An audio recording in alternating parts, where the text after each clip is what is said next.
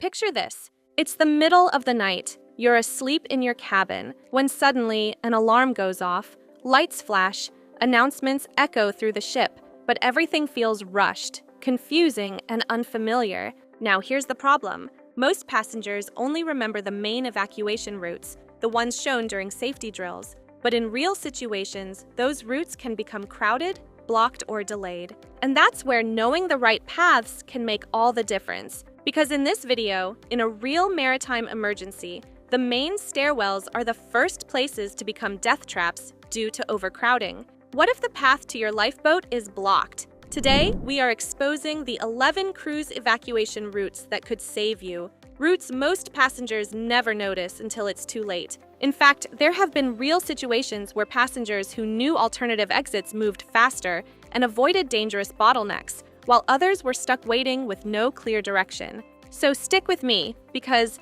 number 5 is a route almost no one pays attention to, and number 1 could be the difference between getting out quickly or getting trapped in a crowd. Let's get into it. Number 11. The fatal flaw of main atriums. This is where most passengers make their first mistake. When you board a cruise ship, the main atrium feels like the center of everything. Open space, glass elevators, wide stairs. So naturally, in an emergency, people go back there. But here's the problem. Modern ships are designed for visual impact, not evacuation flow. In a real alarm situation, hundreds of passengers instinctively move toward the atrium at the same time, creating a massive bottleneck within minutes. Meanwhile, nearby side stairwells often stay clear, but most people ignore them. Key mistake: following the same path you used when boarding. That route is built for entry, not emergency exit. Smart move: locate the nearest secondary stairwell near your cabin, not just the atrium. And here's something most passengers never notice. There's an entire hidden pathway system the crew uses to move faster than any guest route. Number 10. The crew corridor secret network. And this next one? Almost no passenger ever notices it. Hidden in plain sight across the ship are plain gray doors, usually between shops, near theaters, or along quiet hallways. Most people walk past them without thinking, but behind those doors is something the crew rely on every day: a dedicated corridor network that runs the length of the ship, often called the crew's main artery. It's faster, more direct, and completely separated from passenger traffic. Why it matters: in an emergency, these routes allow crew to move quickly across decks, manage crowd flow, reach critical areas faster, and in some cases, certain access points may remain usable even when passenger routes become congested. Important note: these are crew-controlled areas, not meant for passengers to use freely. Smart awareness: knowing these doors exist helps you understand how crew move and respond faster than the crowd. But if you think everything is happening on the same level, wait until you see the vertical routes most passengers completely ignore. Number 9.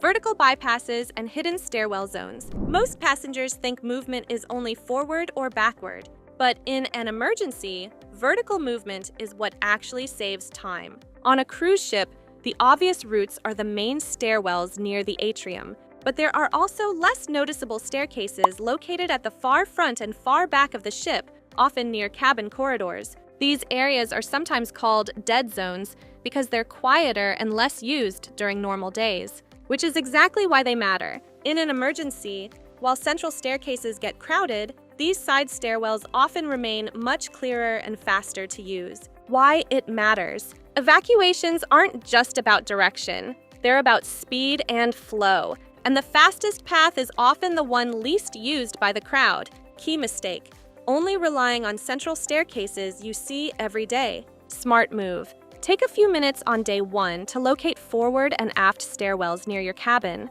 Now here's where things get more technical, because some of the fastest routes aren't even obvious unless you understand how the ship is structured. Number 8. Navigating the lower deck architecture. Now, this is where most passengers get completely disoriented. Lower decks aren't designed like the upper guest areas. They're more technical: narrower corridors, heavier doors, and fewer visual landmarks. And during an emergency, visibility can drop, making it even harder to navigate. One key feature you might notice are watertight doors, those heavy sealed doors along certain corridors. They're there to control flooding and protect different sections of the ship. But for passengers, they can feel confusing or even intimidating if you're not expecting them. Why it matters. When people panic, they rely on familiar layouts, but lower decks don't look or feel familiar, so hesitation can slow you down. Key mistake: freezing or turning back when the environment feels unfamiliar.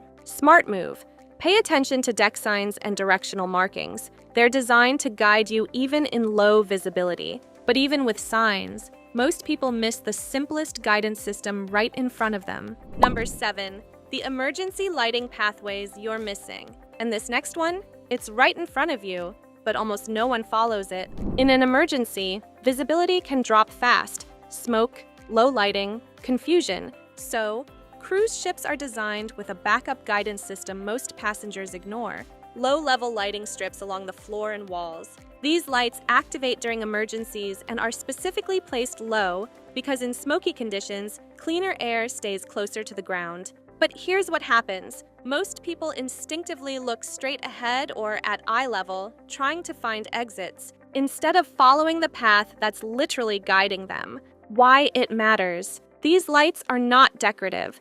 They're designed to lead you towards safe escape routes and exits, even when visibility is poor. Key mistake: looking up or following the crowd instead of following the floor-level lights. Smart move: in low visibility, stay low and follow the lighted path along the floor. It's designed to guide you out, but even if you follow the lights correctly, there's another problem that can completely change your direction without warning.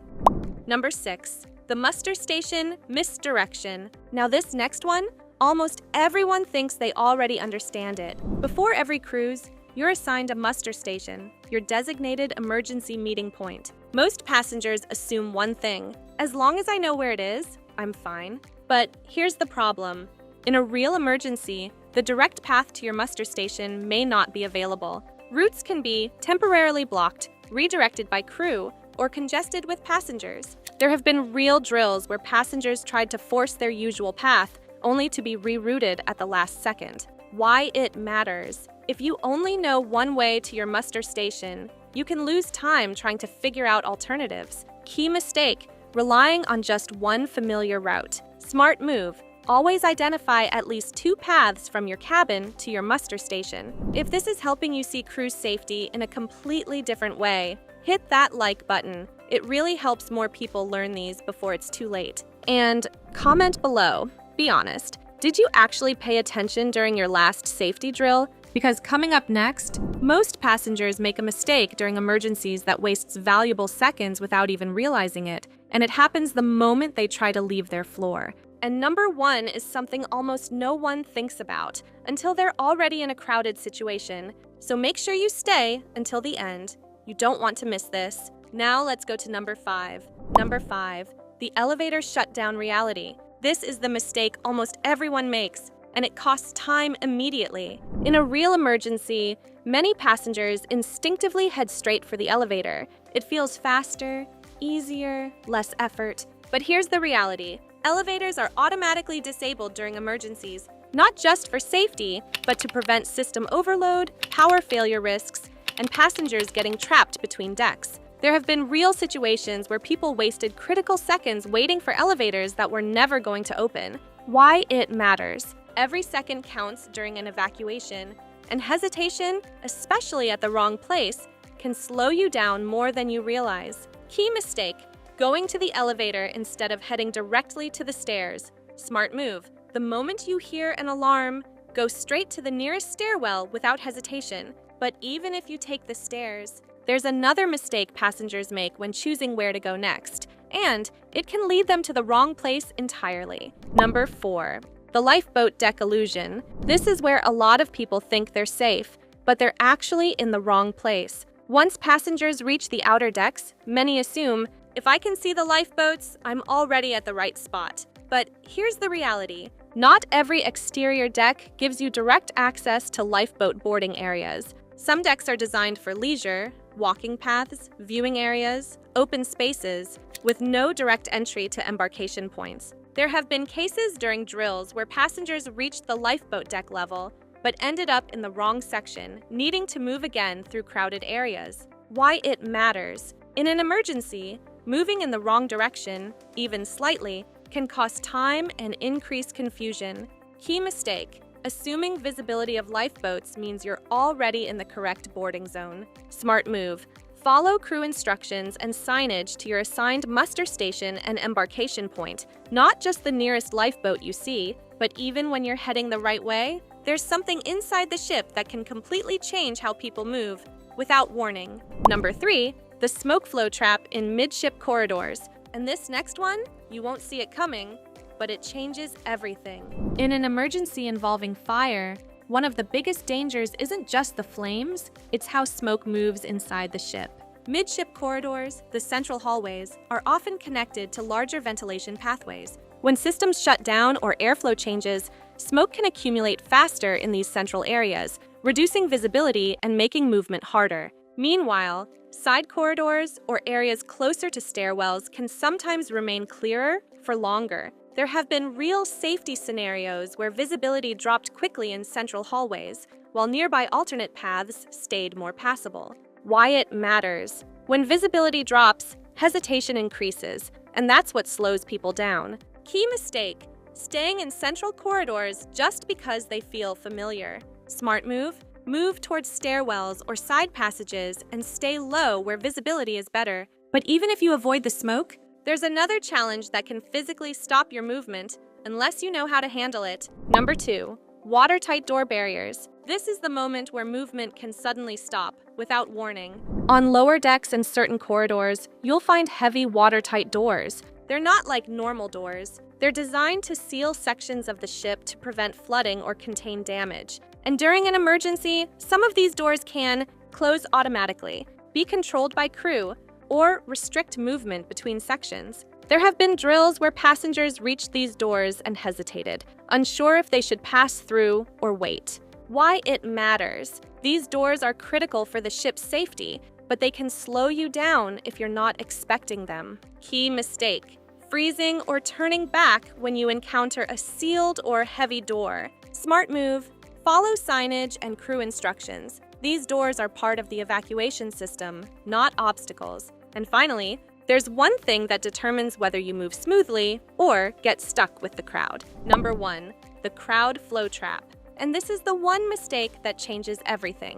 In an emergency, most people don't think. They follow the crowd, the loudest direction, the most visible path. But here's the problem: the crowd isn't always moving the fastest or safest way out. There have been real situations where large groups move toward the same route, creating delays and congestion, while alternative paths nearby stayed open and moving.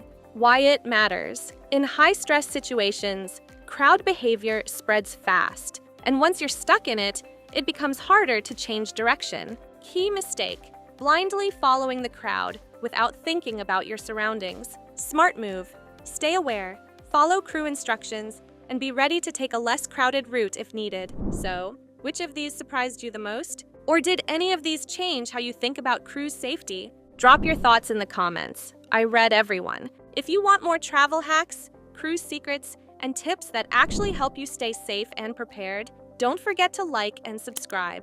And check out our next video here. Until then, travel smart, stay aware, and enjoy your cruise the right way.